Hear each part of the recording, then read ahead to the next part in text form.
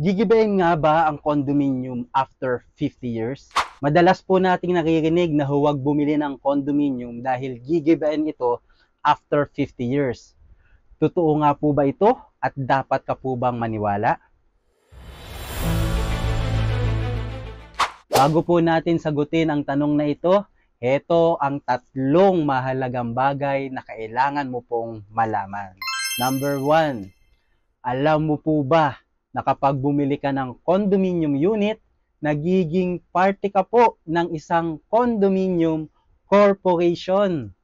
Kapag ikaw ay unit owner sa isang condominium project, may kapareho ka pong karapatan o voting power gaya ng mga shareholders.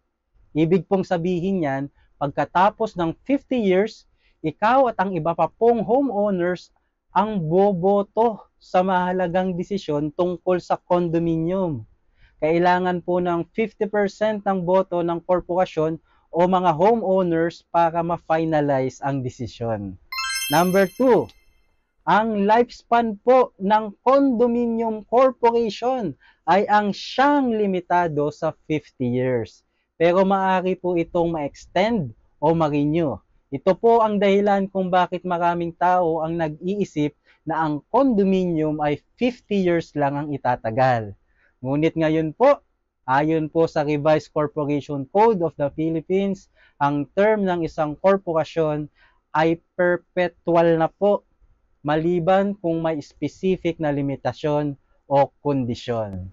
Number 3, ayon naman po sa Republic Act 4726 o Condominium Act, may tatlong criteria na kailangang ma-meet para maituring na unfit for tenants at subject to demolition ang isang condominium. Una at malamang, dapat ang condominium ay higit 50 taon nang nakatayo. Pangalawa, ito po ay dapat ma-declare na obsolete o uneconomical. Pangatlo, ayun nga po, higit sa 50% ng mga condo owners ang bumoto laban sa pag-repair o maintain ng building.